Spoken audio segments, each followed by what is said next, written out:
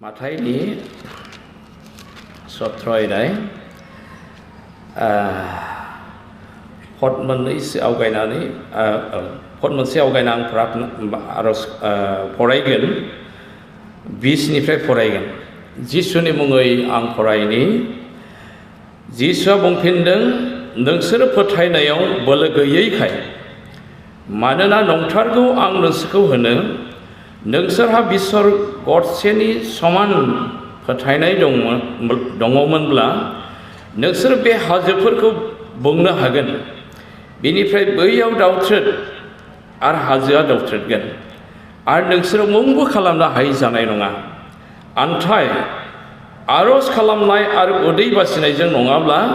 बेबादिखौ खालामनो हाथारनाय नङा। जिसुआ जेब्ला हाजोआव महर सोलायदोंमोन, एलिजा आरो मजेस आरो जिसु ख्रिस्ट बियो हाजोआवमोन। बे समावनो सासे भुत हमजानाय गथ'खौहाय बिफाया सेलाफोरनि खाथियाव लाबोदोंमोन, खिन्थु सेलाफ्रा होखारनो हायाखै। जिसुनि मजेस आरो एलिजाजों रायलायनाय समा जेब्ला जोबो, अब्ला जिसुआ हाजोनिफ्राय बे फैफिनदों आरो सेलाफोरखौ लोगो लाफैदों। बे समावहाय बे गथ'नि बिफाया जिसुनि खाथियाव थांनानै खावलायदों, गुरु नों आंखौ अनखांदो, फोरोंग्रा नों आंखौ अनखांदो, मानोना आंनि गथ' भुत हमजानानै गोबां खस्थ' मोनबाय। गले गले भुतना बेखौ दैयाव नाख्लायो, अराव थानाय समावबो नाख्लायो, गोबां खस्थ' मोनबाय। आं बेखौ नोंनि सेलाफोरनि खाथियाव लाबोदोंमोन, नाथाय होखारनो हायाखै। अब्ला जिसुआ बुंदों, फोथायनाय गैयै आरो गाज्रि फिरियाव थांग्राफोर होननानै बुंदों, आं नोंसोरजों बेसे गोबाव थाबावनाय, बे गथ'खौ आंनि खाथियाव लाबो। आरो जिसुआ बे भुतखौहाय दाद्रि होनानै होखारनाय जादों आरो लोगो लोगो खारदों आरो गथ'खौ बिफानो होनाय जादों। बे समावनो सेलाफ्रा सोंदों, फोरबो जों मानो होखारनो हायाखै होननानै, मानो होखारनो हायाखै? ओमफ्राय जिसुआ बुंदों बे समावहाय बे सिरियाव जों नुबाय, नोंसोर फोथायनायाव बोलो गैयैखाय,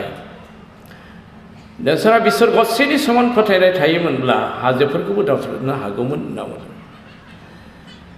मुंबो खालामनो हायि जानाय नङामोन, बे बाथ्राखौ बुंदों। आन्थाय होनना बुंफिनदों, नोंसोर उदै बासिनाय आरो आरज खालामनाय गैयाब्ला बे खामानिखौ मावनो हाया। फोथायनायाव बोलो गैयैखाय होनना बुंदों। जों फोथायनायखौ फेदेरनो थाखाय, बोलोग्रा जानो थाखाय गाहायाव दिन्थिदों, बिसर बेगर गरसेनि समान जोंनाव फोथायनाय थायोमोनब्ला ना। बिसर बेगरना मानसिनि नुनायाव साधारन गोरलैल', ओमफ्राय जों बेखौहाय आबिस खालामनानै नायोब्ला बिसर बेगरना गोरलैब्लाबो थावजों सुफुंजानाय बियो बेगर, ओमफ्राय बियो थावजों सुफुंजानाय बेगर, ओमफ्राय बियो गोथां बेगर। नों बेखौ हायाव गारोब्ला बियो गाजा होगोन आरो बियो देरगोन, दालाय खागोन, गोबां बिबार बारगोन आरो बियो फिथाइ थायगोन, गोथां। बे जों साननो हागौ एसेल' फोथायब्लाबो जायो होननानै, खिन्थु बेखौ बुङाखै। जोंनि फोथायनायखौ जों गेदेर खालामनो थाखाय जोङो गोथार जिउजों जों सुफुं जानांगौ आरो जोंनि फोथायनाया गोथां जानांगौ। बेखौहाय बाइबेला जिसु ख्रिस्टआ जोंनो फोरोंनाय जादों। आरो बेजोंल' जथेस्थ' नंबावा, जों गोथार जिउजों सुफुं जानायनि उनाव भुतफोरखौ होखारनो, जों जब्रा सिखानो, सोमोनांथावै जों सेलाफोरबादि जोंबो जिसु बादि जोंबो खामानि मावनो, उदै बासिनाय आरो आरजआव नांथाबनाया गोनांथि दंथारो। बेखौ जिसुआ फोरमायनाय जादों। अनजाग्रा ख्रिस्ट लोगोफोर, समाव जों भुतफोरखौ होखारनो नागिरो, नाथाय होखारनो हाया। समाव जों जब्रा सिखानो नागिरो, नाथाय जों सिखानो हाया। बे खारनखौ जिसुआ थारैनो बेयाव मिथिहोदों। जोङो गोथार जिउजों सुफुं जानानै, जोंनि फोथायनाय गोथांब्लाबो, जों बोलोग्रा जाबायब्लाबो उदै बासिनाय आरो आरजआ गोनांथि दं, बेखौ जिसुआ मिथिहोदों। आरो जिसुआ जेब्ला संसाराव बियो फैदोंमोन, गोथां महर लानानै, मानसि महर लानानैहाय, अब्ला बेयावबो जिसु ख्रिस्टआ बियो मावनायजों जोंखौहाय फोरोंफैदों, जों उदै बासिनांगौ। बेखौहाय जों माथाइनि जों सारि अध्याय जोङो एकनिफ्राय जों जेब्ला 11सिम फरायो अब्ला जों नुनो मोनो जेब्ला जहान बेप्टिस्माया जर्डानाव बेप्टिस्मा होबाय थादों अब्ला गोबां मानसिफ्रा गाव गावनि पापफोरखौ सिमान लायै लायै बेप्टिस्मा होजादों बेखौहाय माथाइनि 3 अध्याय जोङो 1निफ्राय जों फरायलांला जों नुनो हायो 6सिमावहाय बेयाव बुंदों गोबां मानसिफ्रा पापफोरखौ सिमान लायै लायै दैयाव जहानजों बेप्टिस्मा होजादों बेखौ जों मार्कुसनि 1 अध्यायनि 5आवबो जों नुनो मोनो पापफोरखौ सिमान लायै लायै बेप्टिस्मा होजादों ओमफ्राय जायफ्रा पापखौ सिमान लायालाबा गोसो सोलायालाबा बेप्टिस्मा होजानो फैदों ओइ जिब' गांसोनि फिसाफोर होननानै बुंदों इसोरनि रागनिफ्राय खारग'नो थाखाय सोर नोंसोरनो खोथाखो सोर नोंसोरनो फोरोंखो दे नोंसोर गोसो सोलायनायनि खामानिफोरखौ मावनानै दिन्थिदो होननानै बुंदों जों बेप्टिस्मा लानायनि सिगां थारैनो जों पापफोरखौ सिमान लानानैहाय जों गोसो सोलायथारनांगौ बिनिफ्रायसो जों बेप्टिस्मा लानांगौ जों गोथार जिउजों सुफुं जानो थाखाय बे खामानिखौहाय बाइबेला जोंनो मोजाङै दिन्थिदों बे समावनो जिसु ख्रिस्टआबो बेप्टिस्मा लानो फैदों आरो बेयो धोरोमानिखौ जाफुंहोनो थाखाय होनना बुङो जहननि सिगाङाव जहना होबथानाय समाव खिन्थु धोरोमानिखौ जाफुंनो हो होननानै जेब्ला बुंदों अब्ला जहन बेप्टिस्माया जिसुखौ बेप्टिस्मा होनाय जादों आरो बे समावनो गोथार जिउआ जिसु ख्रिस्टनियाव फैदों बे जेब्ला जिसुआ बेप्टिस्मा होजाखांनायनि उनाव हाब्राङाव बे गाखोनानै आर'ज खालामदों अब्ला गोथार जिउआ बेनाव फैदों जों बेहाय नुनो मोन्दों बेप्टिस्मा होजाखांनायनि उनाव जिसु ख्रिस्टआ गोथार जिउजों सुफुंजानो बे आर'ज खालामदों माथायाव बे आर'ज खालामनाया गैया हाब्राङाव गाखोदों होननानै बुंदों जेब्ला लुकासनि 9:22निफ्राय 27सिम जों फरायगोन क्षमा खालाम बे नोंहा क्षमा खालाम जों जेब्ला बेहाय जों लुकासनि 3 अध्याय 21निफ्राय 22सिम जेब्ला फरायगोन जों बेहाय जों नुनो हायो बियो बेप्टिस्मा होजाखांनानै बे हाब्राङाव गाखोदों बेखौहाय माथाइनि 3 अध्याय जोङो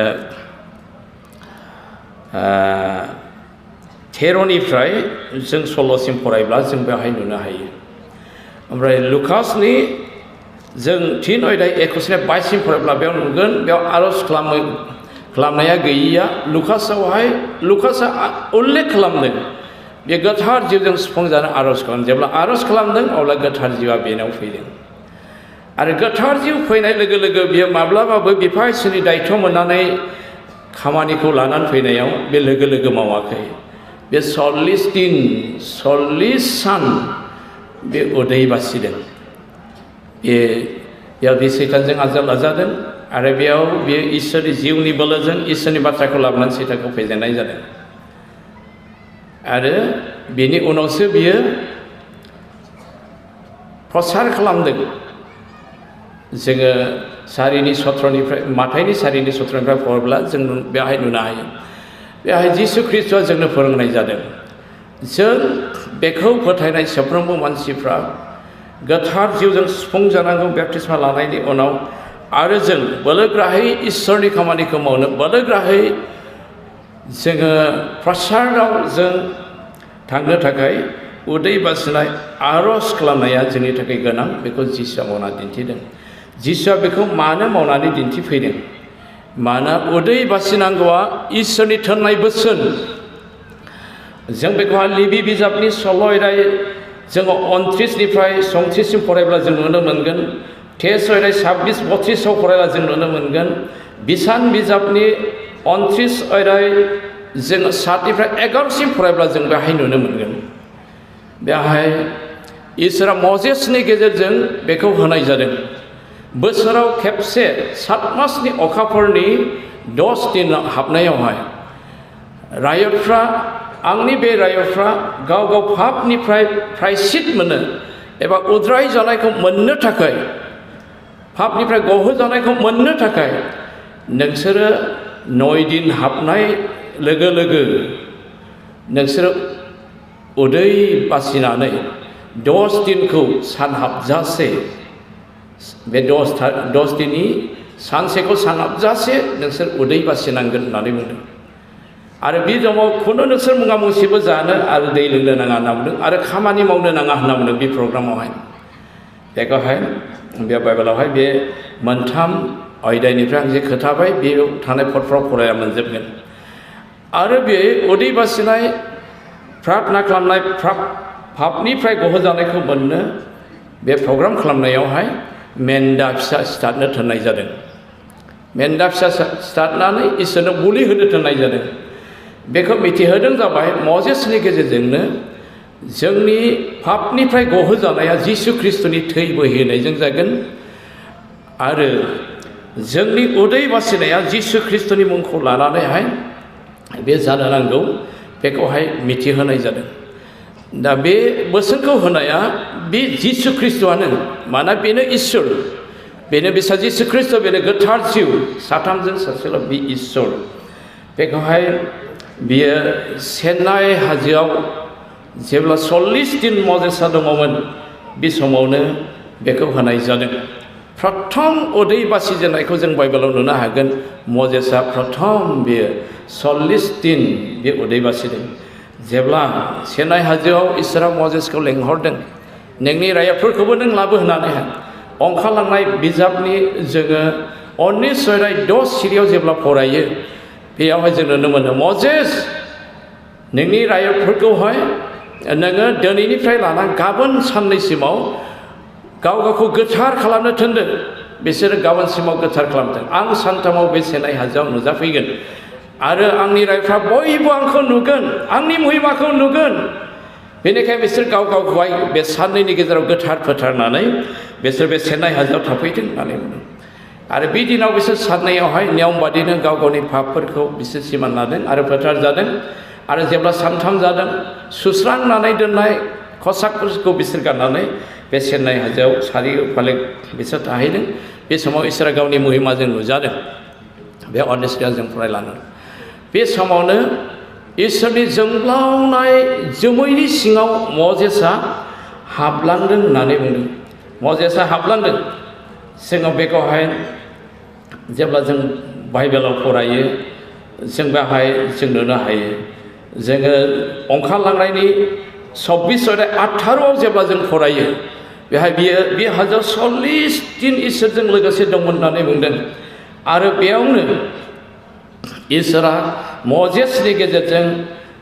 गोबां आयगाफोरखौ होनाय जादों आरो बे गोबां आयगा होनायनि गेजेराव 10 आयगाखौ प्रदान खालामनानै होनाय जादों आरो बे समावनो इसोरा मजेसनो नैबे लिबि बिजामाव लिरना दोननाय बिसान बिजामाव लिरना दोननायखौहाय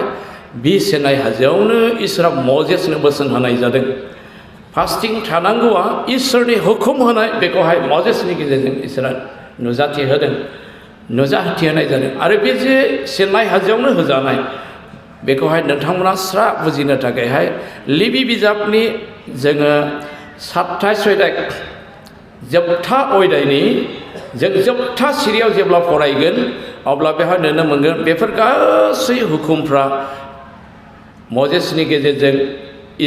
इसोरा मजेसनो होनाय सिनाइ हाजोआव होनाय होननानै बुंदों बेवहाय स्रा बेवहाय दिन्थिदों आरो बे फास्टिं थानो थानायाबो बे सेनाइ हाजोआवनो बे 40 दिननि समावनो होनाय आरो बेखौ होखांनायनि उनाव जों नुनो मोनबावो मजेसआ 40 दिनखौ 3 टाइम बियो थादों बे खेबथाम बियो थादों 40 दिनखौ बियो खेबथाम थादों मजेसआ माब्ला बे थाया बियो सेनाइ हाजोआव जेब्ला इसोरजों दंहैयोमोन बे समाव बियो बेहाय 40 दिन इसोरजों लोगोसे थादों बे समावनो इसोरा मजेसनो 10 जायगाखौ गावनि आसिजों लिरनानै होनाय जादों जोङो बेखौहाय ओंखारलांनायनि 24:18 जेब्ला फरायो 10 जायगाखौ बेयाव मजेसनि आखायाव गथायनाय दं ओमफ्राय बेवहाय 40 दिन बियो दंमोन ओमफ्राय जों बेखौ आसिजों जे इसोरा लिरनानै होदों बेखौहाय जों हुदा बिजाबनि 9 अध्याय 9 सिरियावसो जों फरायहैब्ला जों बेवहाय नुनो मोनगोन हुदा बिजाबनि 9 अध्याय 9 सिरियावहाय बेवहाय जों नुनो मोनो जेब्ला मजेसा सेनाइ हाजोआव 40 दिन इसोरजों लोगोसे दङमोन अब्ला इसोरा गावनि आसिजोंनो 10 आयगाखौ लिरनानै होदों होननानै बुंदों। इसोरा गावनि आयगाखौ 10 आयगाखौ गावनि आसिजों लिरनानै होनायखाय बे 10 आयगानि गेजेराव अबेबा मोनसे आयगाखौ नों सिफायोब्लाबो नों सोरगोखौ आवग्रिनो मोननाय नङा। मानोना इसोरा गावनि आसिजों लिरनानै होदों दै। बेनिखायनो इसोरा गावनि आसिजों लिरनानै होनाय बे 10 आयगानि गेजेराव अबेबा मोनसेखौ सिफायोब्लाबो इसोरा इनायनो दुखु मोनो। आरो नों बार सिफायबाय थायोब्ला इसोरा नोंनि सायाव रागा जोंगोन। इजराइलफोरनि सायाव जेरै इसोरा रागा जोंदोंमोन। बेनिखायनो जोङो एकदमबारे मुल्य होनांगौ बे इसोरनि 10 आयगा लिरनानै होनायखौहाय जों गोसोआव लानांगौ, जों सिफायनो नाङा। बे 10 आयगानि गेजेराव माखासे आयगाखौ सिफायग्रा गोबां मानसिफोर दं। इसोरा दिनै हराव आंनो खोथादों, जायफोरखौहाय खोथायोब्ला हे बेबायदि जानाय नङा होननानै सानगोन। बेबायदि मानसिफोरबो दङ बेवहाय। बेनिखायनो आं खावलायदों जोंनि बे प्रग्रामनि गेजेरजों जों गावखौ थि खालामनानै लानो। आरो बेबायदि जोङो बेप्तिस्मा लाखांनायनि उनावबो जों जुदि प्रभु जाखांनायनि उनावबो जों गले गले भुल मावदोंब्ला मजेसनि गेजेरजों इसोरा होनाय बादिनो पाप प्रायश्चितनि थाखाय बा पापनिफ्राय गहोजानायनि थाखायहाय उदै बासिनानै आर'ज खालामनो थिननाय बे खामानिखौ जों मावनो नांगौ। आरो नैथि बारावहाय बे आरोबावनो 40 दिन बे उदै बासिनो गोनां जाबावदों। बे जाबाय मजेसआ 10 आयगाखौहाय लानानै इसोरनि थंनाय बादि गोख्रै फैबाय। गोख्रैनो नों दैदेननानै लाबोनाय राइजफ्रा आंनि आयगाफोरखौ सिफायना आंनिफ्राय एरखेबाय होनना बुंदों। बिसोरो सनानि मोसौनि दामब्रि मोसौ दानानै बिसोर खुलुमबाय होननानै बुंदों। नों गोख्रैनो थांदो। जोङो बेखौहाय ओंखारलांनायनि 32 अध्यायनिफ्राय फरायला जों नुनो मोनो। ओमफ्राय 30-34आव मजेसनि आर'ज खालामनायखौ जों बेवहाय नुनो मोनो। ओंखारलांनायाव उदै बासिनानै आर'ज खालामनायखौबो उल्लेख खालामाखै मजेसआ। मोआब हाजो सेराव थाहैनाय समाव जेब्ला बियो बे हुदा बिजाबखौहाय बियो फोरोंनाय जादों लिरनानैहाय, अब्ला बियो बेवहाय गोसोखांहोनाय जादों। हुदा बिजाबनि 9 अध्याय 17निफ्राय जेब्ला 20 सिरिसिम फरायो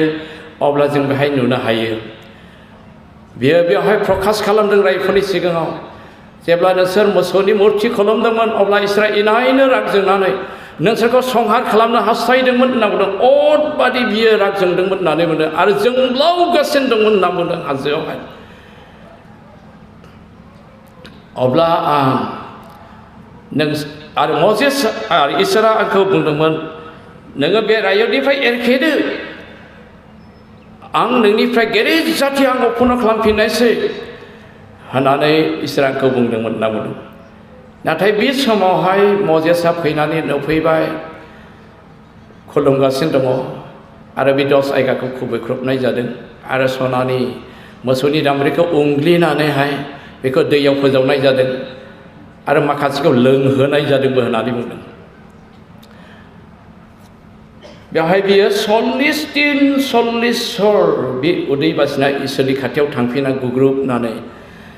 आर'ज खालामहैदों। बे नैथि बार 40 दिन उदै बासिनाय मजेसनि बेखौहाय ओंखारलांनायनि 10 अध्याय 1निफ्राय 10 सिमबो फरायोब्ला मोननो हागोन। बेयावनो इसोरा आरोबाव 10 आयगाखौहाय बियो गावनो लिरनानै मजेसनो हरफिनबावदों। ओमफ्राय बे समावनो बुंदों, बे सेनाय हाजोखौ नागारदो, नोङो थांदो, एरायलांदो बे थिनदों। आरो 10 आयगाखौ हरखांनायनि उनाव लाखांनानै फैनायनि उनाव बे जायगाखौ बिसोर एरायनाय जादों। ओमफ्राय एरायनानै गुबुन दाबसे जायगायाव थाहैदों। ओमफ्राय आरोबावनो इसोरा मजेसनि गेजेरजों बुंदोंमोन, डाइरेक्ट आं सायख'नाय हादरनाव, नोंसोरनो होनो थाखाय बुंनाय हादरनाव नोंसोर लोगो लोगो हाबहैदो होननानैहाय बेसोरखौ थिननाय जादोंमोन। बेसोरखौ थिननाय जादों। ओमफ्राय सुलुग लाग्राफोर 12था फैदनिफ्राय 12 जन सुलुग लाग्राफोर सायख'नानै थंहरदो होननानै इसोरा मजेसखौ बुंदों। आरो मजेसआ 12था फैदनिफ्राय 12 जन मानसिफोरखौ सायख'नानैहाय सुलुग लानो थंहरनाय जादों। ओमफ्राय बे सुलुग लानो थांनायफ्रा 12 जना बिसोरो सुलुग लानानै फैबाय आरो थांनाय सुलुग लानानै फैनाय गासै 40 दिन बिसोर नांबाय किन्तु जेब्ला सफैदों अब्ला कालेब आरो जशुवानि अनगायै 10 जन फैदनि मानसिफ्रा गिख्रंफैदों जों हाबनो हानाय नङा बिराद बोलोगोरा जाथि गिदिर गिदिर दंफां गलायफोरखौ बिसोरो बानो आरो गिदिर गिदिर अन्थाइजों वाल होखननाय बेनिखायनो जों बेयाव हाबनो हानाय नङा जों बेयाव थाङोब्ला जों दावहावबो जेनगोन जोंनि फिसाफोरखौ जों बान्दा बान्दि खालामनानै जों बान्दा बैनांगोन बे बाथ्राखौ 10 जननिफ्राय जेब्ला खोनादों अब्ला बयबो गावबा गाव बादायाव बिसोर गाबग्लुंदों होननानै बुंदों बयबो बिसोर गाव गावनि बादायाव गाबग्लुंदों आरो बे समाव कालेब आरो जशुवाल' बुंदोंमोन जाय इसोरा जोंखौ सोमोनांथाव मिस्रनिफ्राय दैखोनानै लाबाय बे इसोरनि बोलोजों जों बे हादरखौ आक्रमण खालामनानै लानो हाथारगोन मोजां हादर आबाद जासोग्रा हादर बिसोर बुंदोंमोन खिन्थु अन्थाइजों खुबैथारनो नागिरदों आरो मजेस आरन मोना उफाय गैयै जादों ओमफ्राय बे समावहाय इसोरा बिसोरखौ महामारिजों खस्थ' होदों बे समावबो इसोरा मजेसखौ बुंदों मजेस नों एरखेदो बे जातिनिफ्राय आं नोंनिफ्राय गेदेर जाथि आं उत्पन्न खालामफिनबावनायसै होननानै बुंदोंमोन जोङो बेखौहाय बेसान बिजाबाव फरायला नुनो मोनगोन 13 अध्यायनि 1 निफ्राय जों 31 सिम फरायलायब्ला सुलुग लाग्राफोरखौ थंनाय आरो फैफिननायनि सोमोन्दै आरो 14 अध्यायनि 1 निफ्राय जेब्ला जों फरायगोन जोबजासे अब्ला बेवहाय राइजवफोरखौहाय जों थांनो हानाय नङा होननानै सिगिफैनाय गिथावथाव खोथानानै बेहाय नुनो मोनो ओमफ्राय इसोरा बेखौ नुनानैहाय राग जोंबाय महामारि जाहोदों होनना बुंदों फार्स्ट मुर्ति खुलुमनायावबो महामारिजों फोजोबनो नागिरदोंमोन दै मजेसआ 40 दिन 40 हर इसोरनियाव फास्टिं थानानै प्रार्थना खालामनायनि गेजेरजोंसो इसोरा गावनि रागखौहाय जिमायदों होमब्लासो बन्द जादों आरो बे सुलुग लानो थांहरनायावहाय थांनानै बेबायदि सिगिफैनायावबो इसोरा महामारिजों 10 जनखौबो सिथारदों ओमफ्राय मजेसआ बे समावहायबो 40 दिन 40 हर बियो जाया लोङा उदै बासिनानै आर'ज खालामदों बेखौहाय नोङो बिसान बिजाबाव बेयाव मोननाय नङा बे एखे घटना गोरोबनाय जों हुदा बिजाबनि जों 9 अध्याय 22 निफ्राय 25 सिम फरायोब्ला जों बेहाय नुनो मोनगोन बे समावबो सुलुग लानो थांनानै फैनानै गिख्रं होफैनाय 10 जन मानसिफ्रा आरो बे हादराव थांनो गोसो जायो गिख्रंनाय समावबो इसोरा बोराबनानै बिसोरखौ महामारिजों फोजोबस्रांनो हास्थायदोंमोन खिन्थु बे समावबो मजेसआ 40 सान 40 हर जाया नङा इसोरनि सिगाङाव खुग्लुबनानै आर'ज खालामदों आरो इसोरा मजेसनि आर'जखौ खोनासंनानैहाय बियो खेमा होदों बे खेमा होदों बार बार मजेसआ बिदि आर'ज खालामदों मजेसआ जाथि अनसोग्राखाय बे ओरैबायदि आर'ज खालामदों ओंखारलांनायनि जों 32 अध्याय जों जेब्ला 32 निफ्राय फरायो जों बेवहाय जों नुनो हायो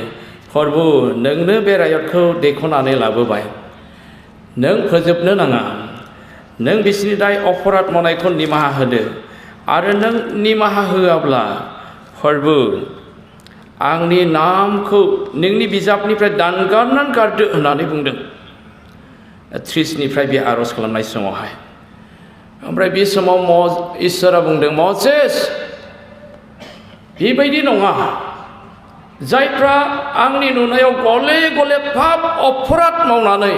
आंखौ राग फोजोंबाय थायो बिसोरनि नामखौसो आं जीवन पुस्तकनिफ्राय दाननानै गारगोन होनना बुंदों आंनि बिजाबनिफ्राय आं दानगारगोन होननानै बुंदों अब्ला बे जों बयबो ख्रिस्टियानफोरनि थाखाय गोसोआव लानो गोनां नों प्रभुखौ मोननायनि उनाव बा प्रतिष्ठान मोननायनि उनाव गोथारजों दैदेनजानायनि उनाव नों पापजों नों बाहायजानो नाङा नों पाप मावनो नाङा पाप मावोब्ला मजेसनि सिगाङाव मिथिहोदों आंनि बिजाबनिफ्राय आं दानगारगोन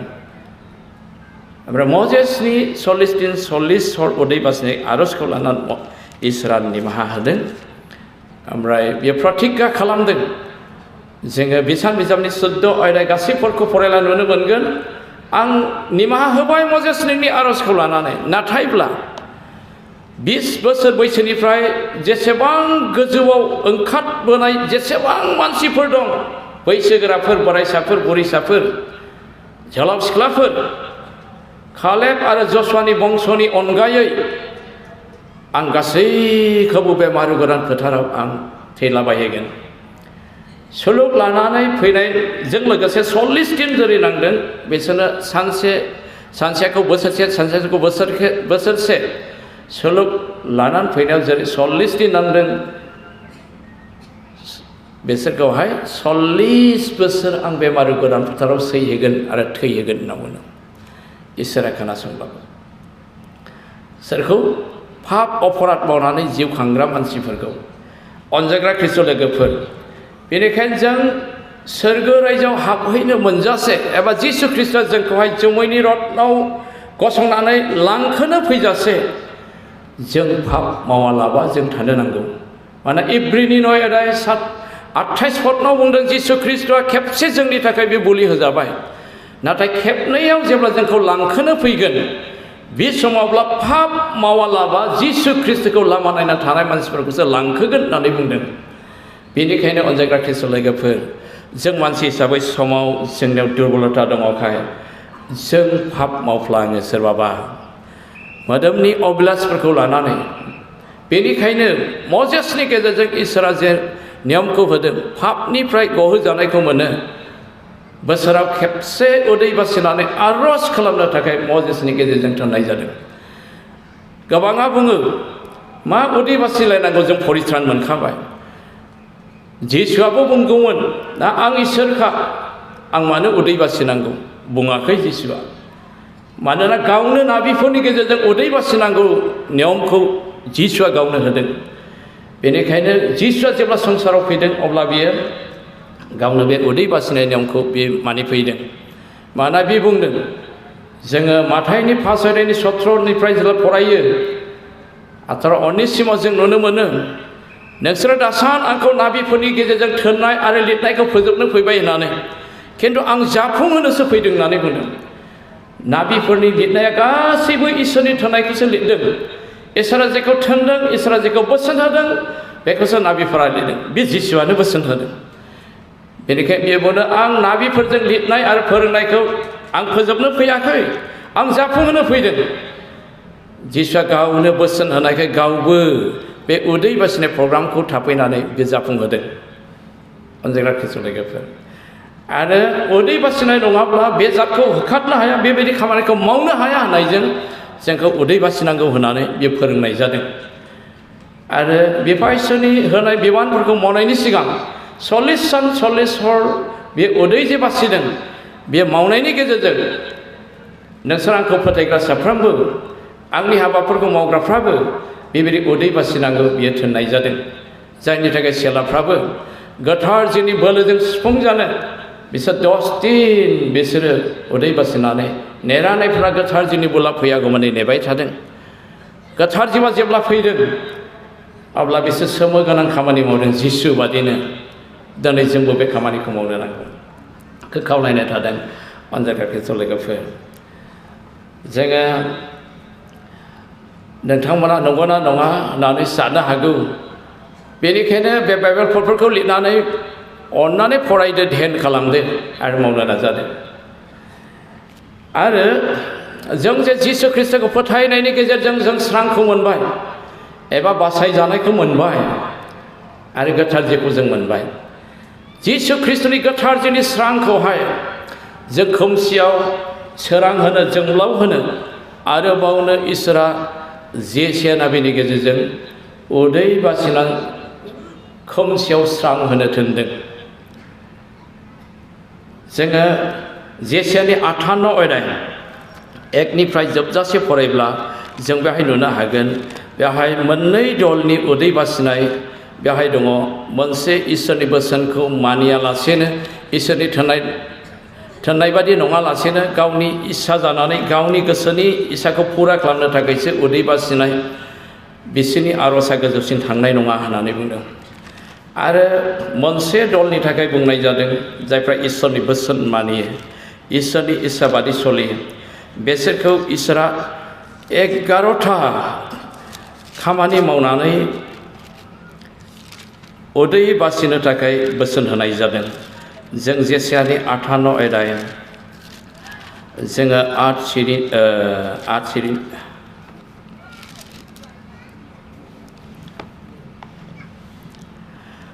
सिरिनिफ्राय जेब्ला 6 सिरिनिफ्राय जेब्ला जों फरायो 8 सिरिसिम जों बेवहाय जों नुनो हायो। बेहाय बाइबेलावहाय आं फरायथिनानै होनि बेफोरखौ जों गोसोआव लानानै उदै बासिनानै जों खोमसियाव जिसु ख्रिस्टनि स्रांखौ जों जोंब्लावहोनो नांगौ। जेसेना बेनि गेजेरजों बेखौ मिथिहोनाय जादों आरो बे स्राङासो जिसु ख्रिस्ट। जोङो जहननि 8:12 जेब्ला फरायो जिसुआ बुंदों आंनो संसारनि स्रां जायफ्रा आंनि उन उन फैगोन बिसोर खोमसियाव थाबायनाय नङा नाथाय गोथांनि गेरेज स्रांखौ बिसोर मोनगोन। बे जिसु ख्रिस्टआनो आरो जेसाया बेनि गेजेरजोंनो बे स्रांनि बिसय मिथिहोदों। जेसायानि 9 आयदाय जेब्ला जों 2निफ्राय ओरै जों गाहाय फरायलाङो अब्ला 6सिम जों फरायो अब्ला जों नुनो हायो बेहाय गोथैनि सायख्लुमाव थानाय मानसिफ्रा गिदिर स्रांखौ नुनो मोनबाय आरो जाथि मानिखौ बियो बिमायनो फेहेरबाय आरो बिमायनो रंजाहोबाय। बिसोर गिदिर स्रांखौ नुनो मोना रंजाबाय होननानै बुंदों। आरो माइ हानाय बोथोराव जेरै मानसिफ्रा रंजायो बेबायदि रंजाबाय होनना बुंदों। लुथिं खालामनानै मोननाय समाव जेरै मुङा रानला रंजायो बेबायदि रंजाहोबाय होनना बुंदों। बेयाव ओमफ्राय 6 पदनाव बुंदों जिसु ख्रिस्टआखौ बेयाव मिथिहोदों सान्थिनि राजा होननानैहाय। दा बेखौ जों मोननाय मानसिफोरखौहाय जेसेना बेनि गेजेरजों उदै बासिनानै खोमसियाव स्रां होनो थिनदों। बे 11था इसोरा बोसोन होनानै जों बेहाय आं जों मोजाङै फरायोब्ला बेवहाय जों नुनो मोनो 1आवनो बेवहाय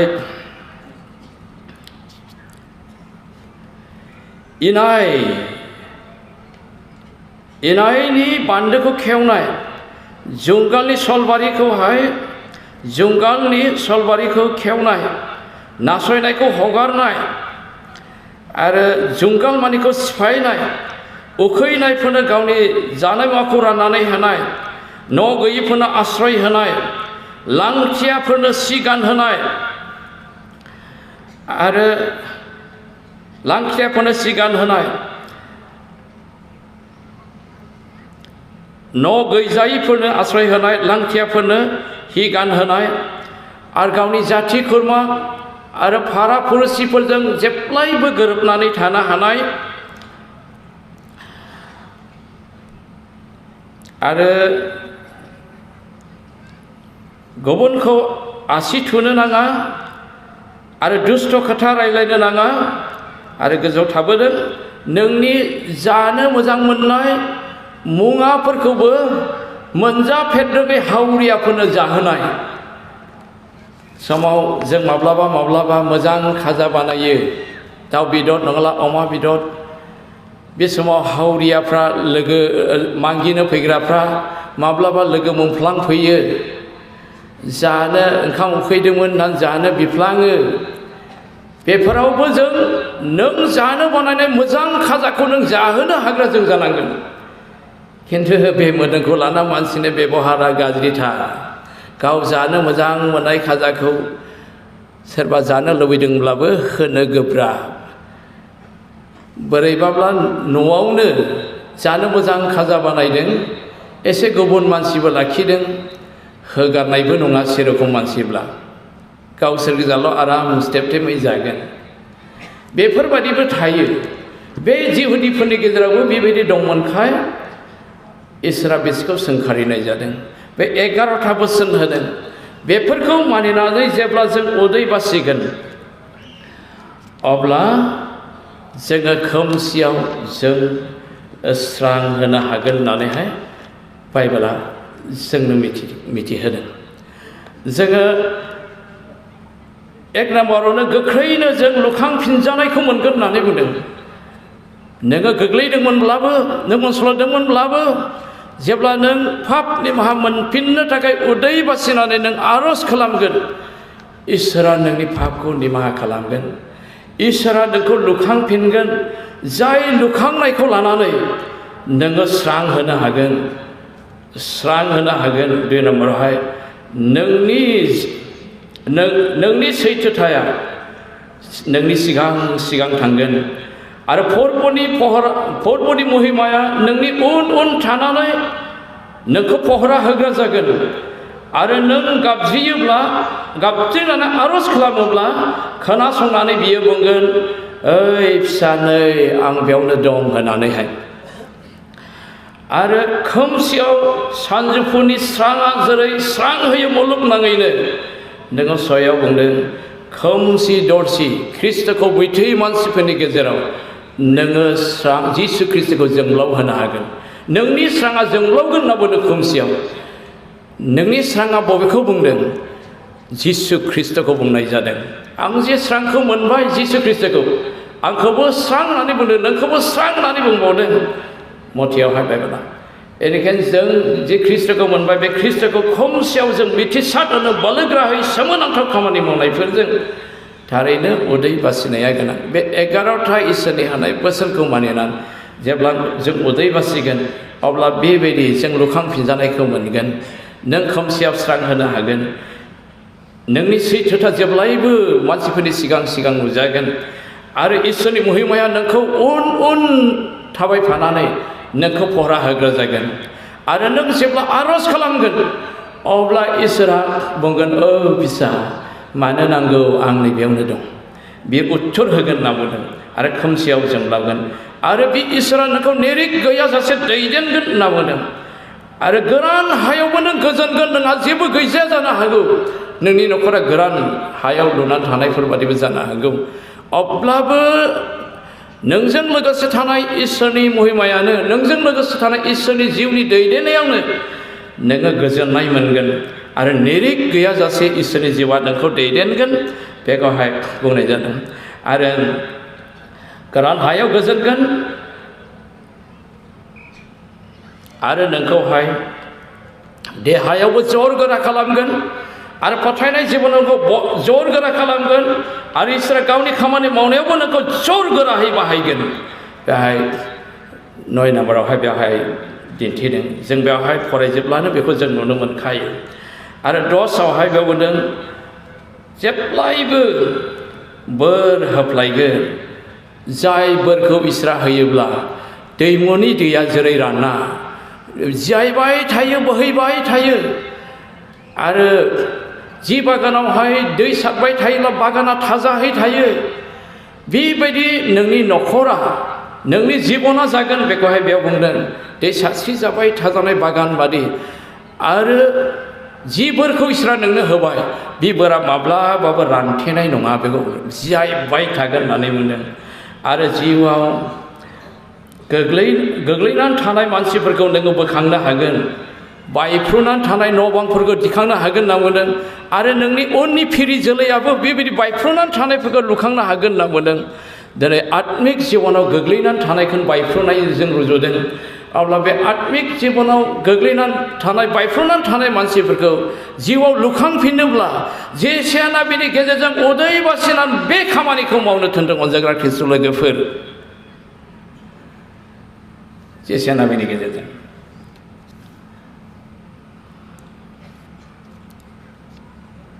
आरो 12आवहाय बेवहाय बुंदों इसोरनियाव गोबां मानसिफोरखौ फैनो थाखायहाय लामा बेखेवनानै होनो हाग्रा जागोन होननानै बुंदों दिनै गोबां मानसिफ्रा लामा आन्दायनानै दं प्रभुनियाव फैनो हायाखै आन्दायनानै थानाय गुबुन गुबुन लामाजों थांनाय बे मानसिफोरखौ प्रभुनियाव फैनो थाखाय लामा बेखेवनानै होनो हाग्रा जानो थाखाय दिनै जे सेनाबिनि गेजेरजों इसोरा उदै बासिनानै आरज खालामनो थिनदों अनजाग्रा लोगोफोर आरो जों बेबायदि खालामोब्ला अब्ला बिनि नामखौ इसोरा मा होगोननो आंनि बायफ्रुनानै थानाय नबथिखौ लुखांफिनग्रा होननानै बिनि मुङा मुंख'जागोन आरो बेबायदि गोबां मानसिफोरखौ गावनियाव लाबोनो थाखाय लामा फोसाबनानै होग्रा होननानै बिनि मुङा मुंख'जागोन होननानै बुंदों अब्ला फास्टिं थानाया जोंनि थाखाय गोनांथार बेखौहाय बाइबेलावहाय बुंनाय जादों अनजाग्रा ख्रिस्टु लोगो बेनिखायनो बे बिषयखौ जों बार बार फरायनानै ध्यान खालामनानै जों मानिनानै जों मावनि अनजाग्रा ख्रिस्ट मण्डलिनि जेसेबां लिडारफोर एनेके एसोसिएशननि जेसेबां लिडारफोर मजेसखौ जों गोसोखांनि जातिखौ रैखाथि होफ्लायबाय थानो इसोरनि रागनिफ्राय रैखाथि होनो आरो दावहा नांनायफ्राव रैखाथि होनो देरहानो मजेसआ गले गले उदै बासिनानै आर'ज खालामदों जोंबो दिनै जोंनि मण्डलिनि मानसिफोरखौ जोंबो दिनै जोंनि एसोसिएशननि सिङाव थानाय मण्डलिनि फोथायारिफोरखौ जों आत्मिक जिबनाव रैखाथि होनो जों प्रभुनियाव लाबोदो जों उदै बासिनानै आर'ज खालामनो नांगौ बे इसोरनि बाइबेलाव लिरनानै होनाय बोसोन जों बेखौ मावनो नांगौ आरो फोरबोआ जेकारिया नाबिनि गेजेरजोंबो उदै बासिनो थाखाय बोसोन होदों जाय उदै बासिनायनि गेजेरजों जों फोरबोनिफ्राय मोननाय गोजोननाय रंजानाय सान्थि खुसिखौ न'खराव लाखिफ्लायनो हागोन बेनि थाखाय उदै बासिनो दोनो जेकारिया नाबिनि गेजेरजोंहाय जों जेकारियानि बिजाबाव जेब्ला जों थाङो अब्ला जों बेवहाय जों फरायोब्ला जों नुनो हायो जेकारियानि 8 अध्याय 18निफ्राय जों टेक्सटसिम फरायोब्ला जों बेवहाय जों नुनो हायो बे गुबुन बर' बाइबेलावहाय गोजौआव लिरदों गुबुन गुबुन जातिफोरखौ फोरबोनियाव फैनाय जोङो 18 जेब्ला फरायगोन बेवहाय बुंदों बिरगोनफोरनि हान्जानि फोरबोआ आंनियाव रायथिदों होननानै बुंदों जेकारिया नाबिया फोरबोआनो रायथिदों जेकारिया नाबिनो मा रायथिदों 4नि 5नि 7नि 8 10नि अखाफोरनि उपबास थानायफ्रा जुदायारिफोरनि थाखाय गोजोननाय रंजाहोनाय खुसि जानाय सान्थि होनाय प्रग्राम जागोन होनना बुंदों आरो बियो गोथार प्रग्राम होननानै बुंदों गोथार प्रग्राम जुदायारिफ्रा बिसेसकै बे मोनब्रै अखाफोराव उदै बासिथारोमोन 4 मासनि अखाफोर 5 मासनि अखाफोर 7 मासनि अखाफोर 10 मासनि अखाफोर बेहाय बिसोरो उदै बासिनो होनायखाय उदै बासियोमोन आरो इसोरानो बेखौ थोनदों मानो थोनदों रंजानायखौ मोननो खुसिखौ मोननो सान्थिखौ मोननो गोजोननायखौ मोननो थाखाय न'खराव बे जुदायारिफोरनि न'खरनि थाखायहाय रंजाहोग्रा फरब जागोन होनना बुंदों बेनिफ्राय खुसि खालामग्रा फरब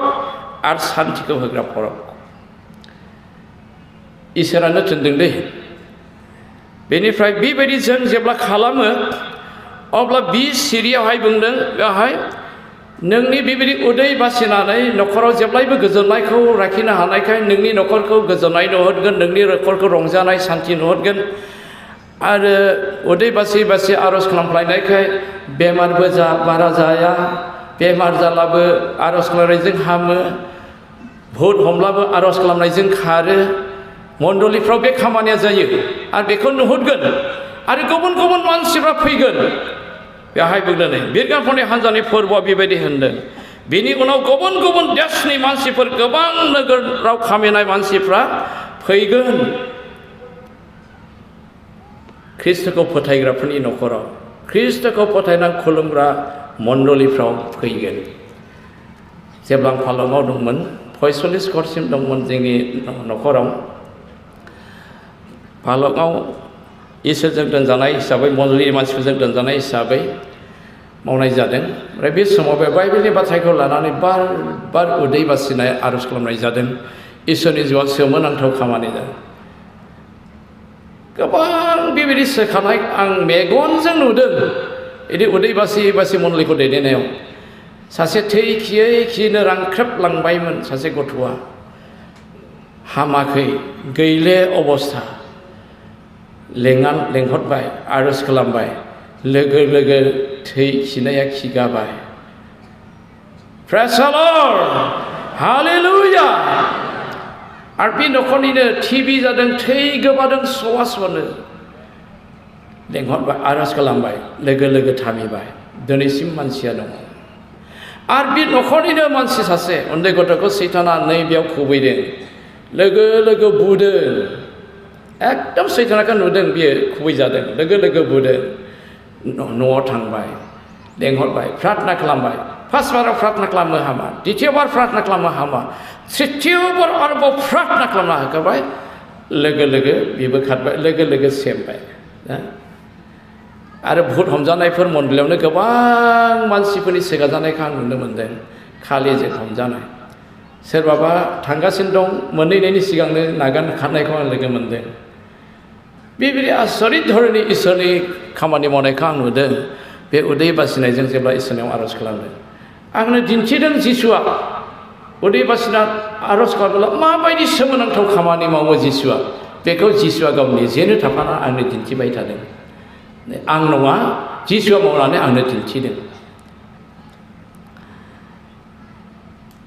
हाजारनि बारा जागौसो आंना सानो आं लिरनानै दोनला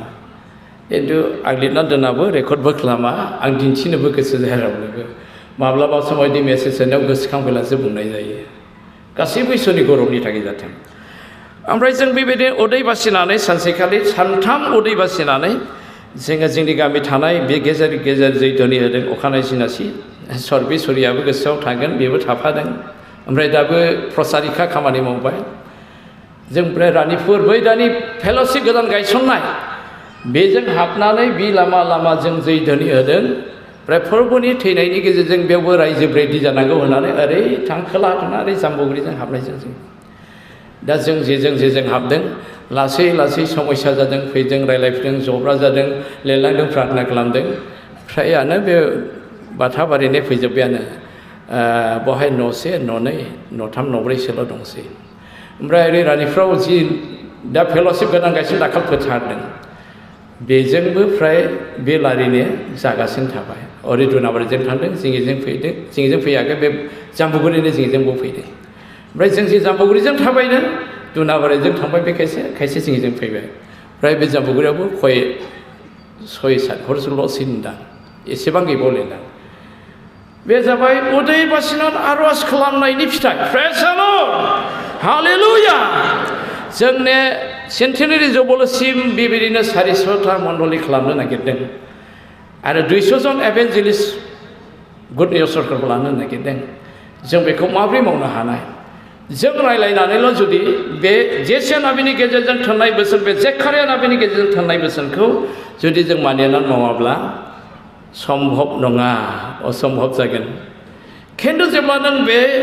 जेसे नाबिनि गेजेरजों थोननाय बे जेकारिया नाबिनि गेजेरजों थोननाय बे बोसोनखौ लानानै जेब्ला मावगोन जोंनि लिडारफ्रा जोंनि मुंलायनाय लोगोफ्रा असम्भब नङा बे सम्भब गाव गावनो फैगोन दै गाव गावनो फैगोन मानोना बेयाव बुंदों नै गोबाङा फैगोन आरो आं 2आव बेयाव होदों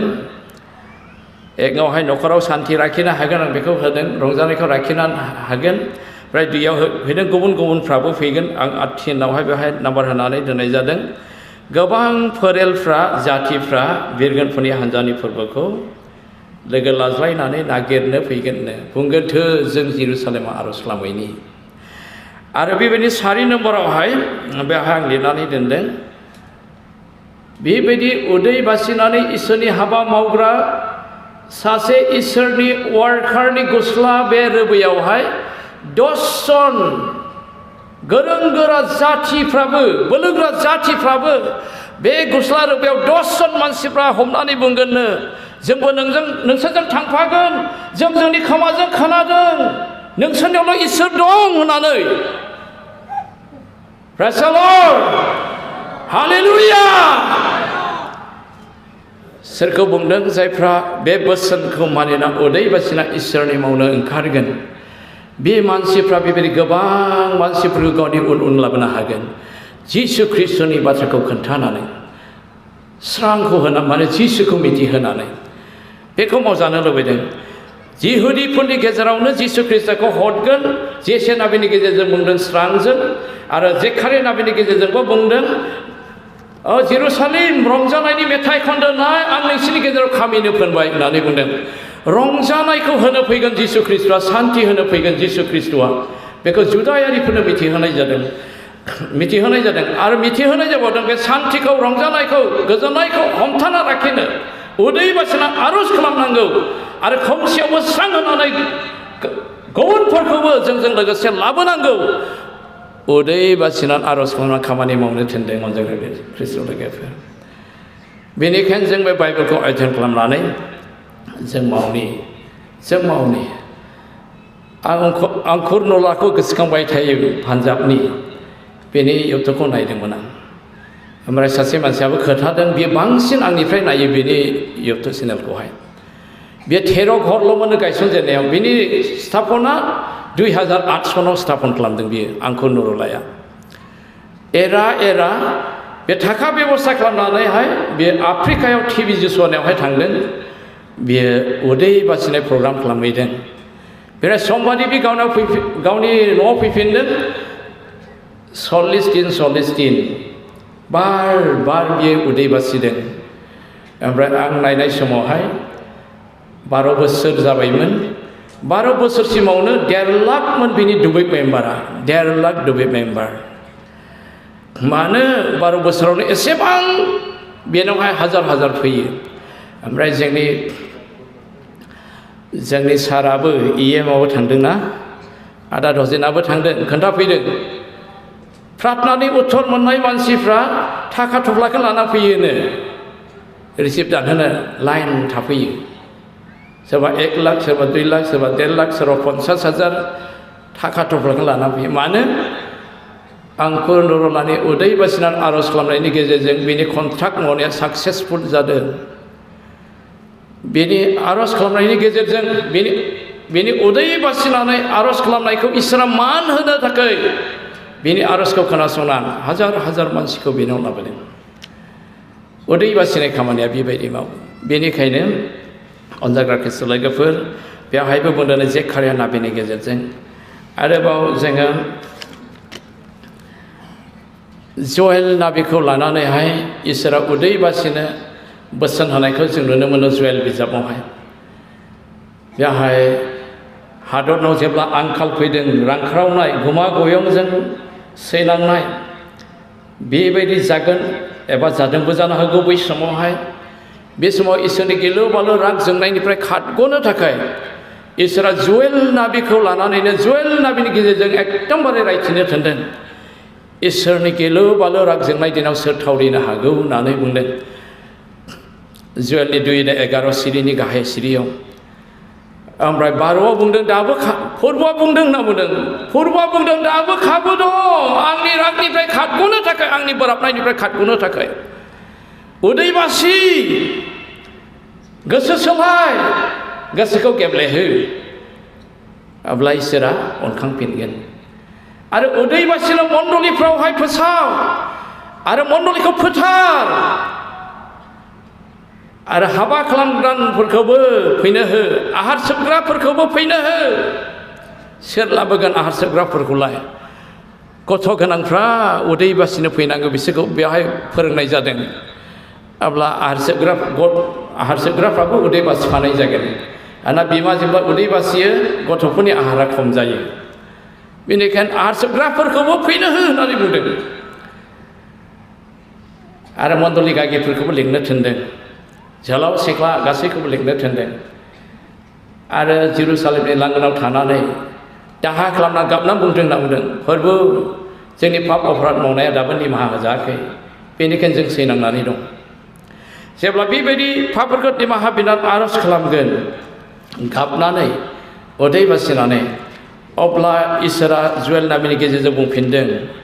बे 2:18 सिरिनिफ्राय जेब्ला जों फरायो अब्ला जों बेवहाय नुनो मोनो इसोरा अनखांफिनगोन होननानै बुंदों आरो अनखांनानै बिसिनि माइ गायग्रा खेथि फोथाराव आग्लाय बिग्लाय आबाद जाहोगोन होनना बुंदों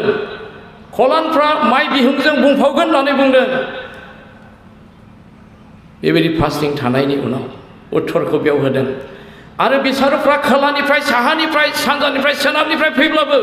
आं बिसोरखौ सिगिगोन होननानै बुंदों आं आक्रमण खालामो होनाय नङा होनना बुंदों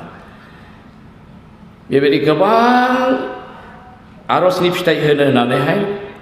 बे जयेल नाबिनि 2:18 ओरै गाहायाव लिरलांनाय दं 18निफ्राय 27 सिरिसिमाव गोबां बोर होनो नागिरदों बेहाय उदै बासिनानै आर'ज खालामग्रा उदै बासिना इसोरनि खामानि मावग्राफोरनि थाखायहाय धनी खालामगोन होनना बुंदों इजराइलफोरखौहाय बिसोरो जेन लाजि फोनांजायै बादि होनना बुंदों बिनि उनावसो इसोरा बिसोरनो गोथार जिउखौ लुफनानै होगोन होननानै बुंदों इसोरनि भबिष्यतबाणी बुंनाय मानिया जाफुंगासिनो दं अनजाग्रा ख्रिस्ट' लोगोफोर बिसोर देश बेदेशाव जेब्ला खारसारनांदोंमोन जिसु ख्रिस्ट' सारि जाफैनायनि सिगाङावबो बे समावनो भबिष्यतबाणी बुंदों आरो बिसोरो जिसु ख्रिस्ट'खौ नाजावैनि थाखायबो देश बेदेश खारसारनांगोन गाग्लिजानानै बेखौबो सिगाङावनो नाबिफोरनि गेजेरजों भबिष्यत होदों ओमफ्राय जोबथायावहाय भबिष्यतबाणी होबावदों बिसोरखौहाय गावनि आंगो हादोराव लाबोफिनगोन इजिकेलनि 36नि 24 बुंदों आरो जो देश बेदेशनिफ्राय नोंसोरखौ खुन्थुमना लाबोफिनगोन आरो 47 अध्यायाबो साहानि खोलाहानि सानजाहानि सोनाबनि गासै गोसारनानै थानाय गावनि रायफोरखौ ज' खालामगोन हमथानो नाङा मोनफ्रोमबो हादरनि राजाफ्रा मानसिफ्रा बेखौहाय बेयाव 47आव दिन्थिनाय जादों बेबायदिनो दिनै 1948 मायथाइयाव बिसोर उदांस्रि मोनबाय बेनिफ्राय लानानै दा बयबो इजराइलफ्रा ज' जाजोब्बाय थांनो गोसो जाया हयथ' बबेबा खनाव थाबावबाय खिन्थु दा ज' जाजोब्बाय बिसोरो ज' जानायनि उनाव मावनानै बिसोर धनी जाबाय बे जुवेल नाबिजों बुंनाय बादिनो पृथिबीनि गेजेराव बिसोर गोरलैसिन हादर बयनिख्रुइ धनीसिन टेक्न'लजियावबो गोरलैसिन हादर बयनिख्रुइ गोजौसिनाव बे बाराव फेजेननो हानाय रावबो गैया इजराइलफोरखौहाय बिसोर देरहाबाय थागोन ओमफ्राय बिसाराबो बांलांबाय थागोन हर्मगदन जुदियावहाय बिसोरनि बिसारफ्रा हाद्रिनि बालाफोर बादि जागोन होनना बुङो बे जाहैनो थाखाय दा जुरुनि जाबाय खिन्थु बे जानायनि सिगाङावनो जोंनि गोथार जिउ नाजावनाय नैबे समावनो गोथार जिउखौ नाजावनानै फास्टिं थायै थायै इसोरनि खामानि मावनांगौआ बे समानो जोंनि थाखायहाय बे जुवेल नाबिनि गेजेरजों दिनै इसोरा बोसोन होदों अनजाग्रा ख्रिस्ट' लोगोफोर जोंखौ फास्टिं थानो जुवेल नाबिनि गेजेरजों फास्टिं थानो होनाया इसोरनि रागनिफ्राय खारग'नो थाखाय बे नाबिफोरनि थोननायखौ लानानै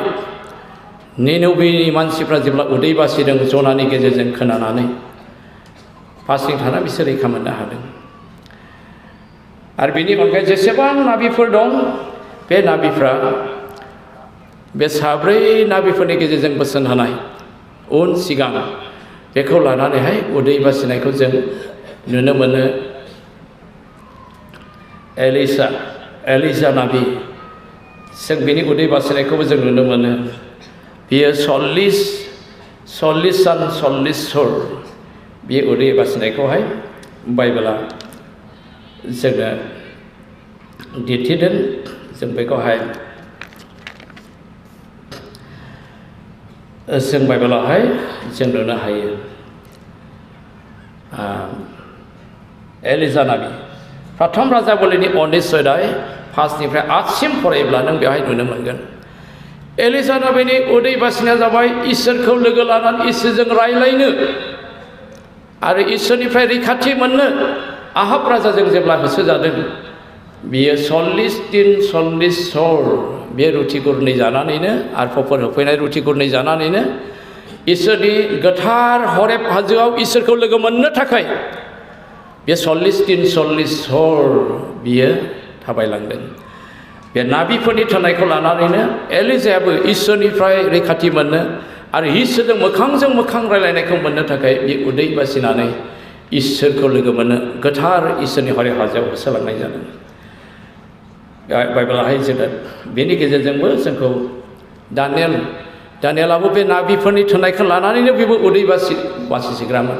दानियेलनि 9 अध्याय 3 फटनाव जों फरायलांनो मोनो दानियेलनि 10 अध्याय जोङो 3निफ्राय जेब्ला गाहायाव फरायलाङो जों बेवहाय नुनो हायो दानि उदै बासिनाय देबिकआबो बेबायदिनो उदै बासिग्रा मानसि बे नाबिफोरनि थोननायखौ लानानैनो देबिकआ राजाब्लाबो बे उदै बासिदों जों गितमालानि 59:10निफ्राय फरायलांनो नुनो मोनो ओमफ्राय 10 नाम्बारनि 109 नाम्बारनि जों 24निफ्राय 25सिम फरायब्लाबो जों नुनो मोनो आरो बियो गावनि लोगोफ्रा जब्रा जायोब्ला जब्राफोरनि थाखायबो देबिकआ आर'ज खालामग्रामोन जों बेखौहाय गितमालानि जों 35नि 13 जेब्ला फरायो अब्ला जों बेहाय नुनो मोनो जेब्ला बे गावनि फिसा जब्रा जादों अब्लाबो बे सप्तासे मानि जाया लोङा उदै बासिदों जों बेखौहाय जों बाइबेलावहाय जों नुनो मोनो द्वितीय सामुएलनि जों 12 अध्याय 16 सिरियावहाय जों नुनो मोनो डेभिडआ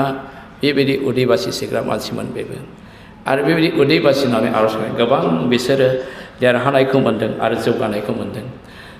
दा अनजाग्रा ख्रिस्ट लोगोफोर जिसु ख्रिस्टआबो जोंखौ बे मथिनि 17 अध्याय 21 पदखौ लानानै जोंखौबो थिननाय जादों बोसोन होनाय जादों बेनिखायनो जों बे बाथ्राखौ लानानै जोंबो उदै बासिनो जों सोलोंनि अनजाग्रा ख्रिस्ट लोगोफोर जों उदै बासिनो जों सोलोंनि मजेस बादिनो आरो जेसेया बादिनो जेसेया उदै बासिदों बेयाव उल्लेख जायाखै खिन्थु गावनो थोनजानाय हिसाबै निस्सय बेबो उदै बासिदों आरो जेकारिया उदै बासिनो थोनजानानै बेबो उदै बासिदों आरो गोदोनि नाबिफोर मानियानो नाबिफोरनि गेजेरजों थोननाया इसोरनि थोननाय नाम बोसोनखौ बिसोर मानिया उदै बासिबोदों बेनिखायनो जोंबो फै बे खामानिखौ जों मावनो आवगायनि इसोरा जों बयनिबो सार्थानान आशीर्बाद होथोंसै इसोरनि बाथ्राखौ बुंना बेयावनो दोननाय जाबाय जों बयबो लोगोसे गसंनि जों बयबो लोगोसे जों गसंनि आरो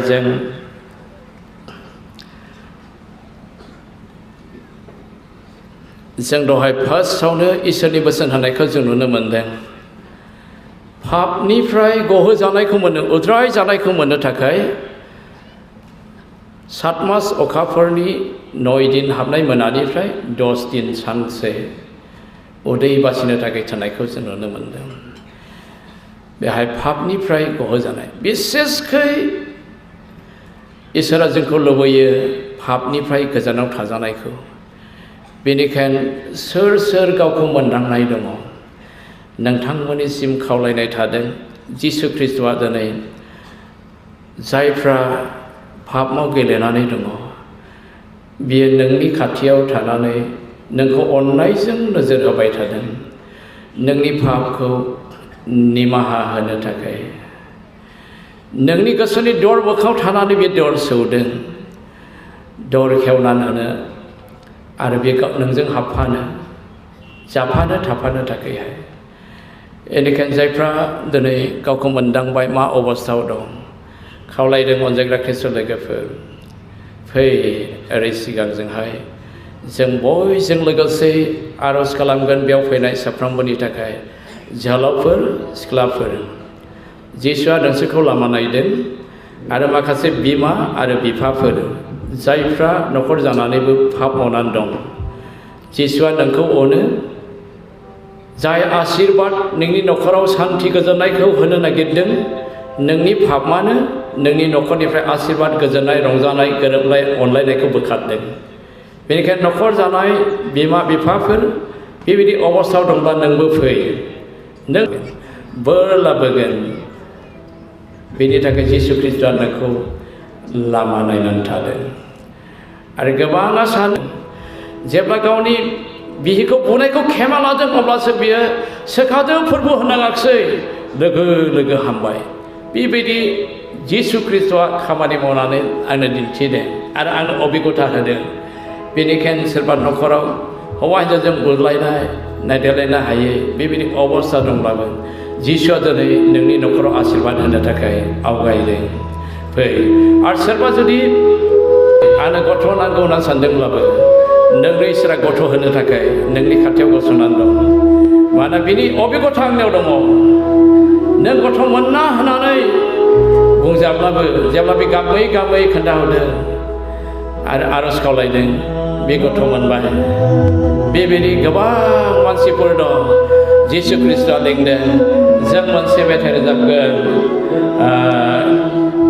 जोङो खोनादों नोंनि लिंनाय 252 बेखौ जों रोजाबगोन जिसु ख्रिस्टआ लिंनो नोंनि पापफोरखौ सुस्रांनो थाखाय गावनि गोथार थैखौ बे बोहैहोदों बे थैजों नोंनि पापखौ सुनो जिसु ख्रिस्टआ बे गसंना दं आरो रेभारेन्ड पास्टरफोरखौ खावलायदों जोंनि आरज खालामग्राफोरखौ खावलायदों अननानै ओरै सिगांजों गसंफै आरो ओरैबो बेंनानै लादो आरो सोरबा नोंनि पापखौ खेमन मोनदोंब्ला रावनोबो प्रकाश खालामनो हाया आरो नोङो इसोरनोबो प्रकाश खालामनो हायाखै गाबदोंल' आं पापि होननानै बाइबेलाव थानाय बादिनो जाकबनि फार्स्ट अध्याय 16 सिरियाव बाय सासेनि सिगाङाव पापफोरखौ सिमान लादो आरो बिसास लायदो अब्ला बिनि पापा नागार जागोन आरो सोखा जागोन आरो जहरनि 20 अध्याय जोङो अनेस्टनिफ्राय जेब्ला एखसे फरायो जों बेयाव नुनो मोनो चेलाफ्रा जेब्ला न' सिङाव दंमोन गिनानैहाय बिसोरफोरखौ अब्ला जिसु ख्रिस्टआ न' सिङाव नुजादों आरो नोंसोरहा गोजोननाय जाथों होननानै बुंदों आरो बियो बेबायदि बुंनानैहाय जिसु ख्रिस्टआ बार सुफुंना बुंदों बार सुफुंनानै गोथार जिखौ लादो होननानै बुंदों पितर नोंसोरो सोरनिबा पापखौ नागारोब्ला आंबो नागारगोन नोंसोर सोरनिबा पापखौ खेमा होआब्ला आंबो खेमा होनाय नङा होननानै बुंदों अब्ला बेयाव मिथिहोनाय जादों इसोरा गावनि गोथार जिजों अभिषेक खालामनाय खालामजानाय मानसिफोरनो एक्सेल होनाय जादों नोंनि पापखौ जिसु ख्रिस्टजों निहानो अब्ला जिसुआ बुंदों आंबो खेमा होगोन होननानैहाय दिनै जिसुआ जोंजों लोगोसे दं अदृश्य महरै बेयो अदृश्य महरै दं आत्मा महरै बे जोंजों लोगोसे दं खिन्थु बेगें आरो मोदोम सोरजिखानाय जिसु बिफायसनि आग्राहा दं बे गावनि गोथार जिउनि बोलोजों बे जोंजों लोगोसे दं बे जोंजों लोगोसे दं बे जोंजों लोगोसे दं बेयो लोगोसे दं बे पास्टर रेभारेन्डफोरजों लोगोसे दङ फसारिखा फमसारफोरजों लोगोसे दं मण्डलिनि फालकफोरजों लोगोसे दङ बेनिखायनो बाइबेला थोनदों मण्डलिनि गागिफोरखौ लिंनानै गाव गावनि पापफोरखौ सिमान लानो थोनदों बेनिखायनो बे मोनसे सुबिदा अनजाग्रा ख्रिस्ट लोगोफोर जोंनि गोबां पास्टरफोर दं नोंनि पापखौ पास्टरफोरनि सिगाङाव नों सिमान ला नोंनि पापफोरखौ पास्टरफोरनि सिगाङाव फसारिखाफोरनि सिगाङाव आरो प्रमटारफोरनि सिगाङाव गुड निउस सरकारफोरनि सिगाङाव नों खेमाला अब्ला नों स्रां मोनगोन नों खेमाला आरो खेमा बि आरज खालामजा जिसु ख्रिस्टआ लोगोसे दं ओ हालेलुया जेहोवा इसोर हालेलुया गोथार जिउ नों फै ओ नों बोलोग्रासिनो आरज खालाम फै जिसु ख्रिस्टआ लेंदों साफ्रोमनिफ्रायबो जिसु ख्रिस्टआ लेंदों दिनै नों फैनो गोसो जादों बेराफारसेथिङै नैथिखि जिउआ नोंखौ हमथादों बाइबेलाव जोंनो दिन्थिदों हसिया बिजाबाव जेब्ला जों नायो अब्ला जों नुनो मोनो हसिया नाबिनि गेजेरजों इसोरा इजराइलनि हसिया फासायनायनि सारि बिसोरनि मावनाय दांनायफ्रा बिसोरखौ गावसोरनि इसोरनियाव फैफिननो हास्थायनायनिफ्राय होयो मानोना नैथिखि खामानि मावहोग्रा बे नैथिखि जिउआ हमथायो पाप सिमान जेब्ला लायो बे नैथिखि जिउआ पाप सिमान लानाय व्यक्तिनिफ्राय खारनांगौ जायो बेनिखायनो बे पाप मावहोग्रा नैथिखि जिउआ मानसिफोरखौ हमथानानै दोनो निफ्राय खोनादों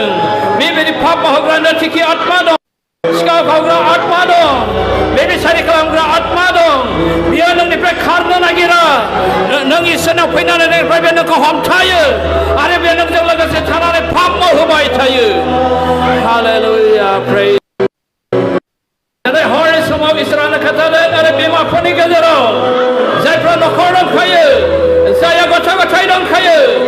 नैथिखि आत्माया बेखौ पाप मावख्लायनानै दोनदों नों गोसो सोलाय नों फै जिसुआ नोंनि पापखौ निमाहा होनो नागिरदों आरो बे हौवासाफोरनि गेजेरजोंबो जायहा न'खर जाबाय जायहा गथ' दं बे फै नोङो फै नोंनि पापफोरखौ नों सिमान लाफै जिसु ख्रिस्टआ नोंखौ लामा नायदों जिसु ख्रिस्टआ नोंखौ अनो जिसु ख्रिस्टआ नोंखौ सोखागोन हालेलुया जेहोवा इसोर हालेलुया जेहोवा राबा हालेलुया हालेलुया हालेलुया हालेलुया नों एल'हे नों एलि नों इम्मानुएल नों एल'हे हालेलुया नों जेहोवा राबा नों आल्फा आरो ओमेगा हालेलुया जिसु हालेलुया गोथार नों सुबुंफोर जों खावलायो जों बरायो जायफ्रा दिनै प्रभु जिसु आफा गावखौनो गथायबाय गाव गावनि पापफोरखौ सिमान लाबाय ओ जिसु जिसु जिसु नों बिसोरखौ आफा नोंनि गोथार थैजों सुस्रानानै प्रभु नोंनि गोथार जिउजों आफा नों सुफुंदों ओ हालेलुया आफा इसोर Jeroh Jesus Kristus hukum ada. Papa hogra atma, sekarang hogra atma, selai hogra atma, nanglai hogra atma, jana hari kelam hogra atma, nengkat nang Jesus Kristus ni. Nengkat nang Jesus ni. Jesus ni mana bini payah kat nang. Oh haleluya Jehovah Yesus. Haleluya. Haleluya Prabhu Yesus.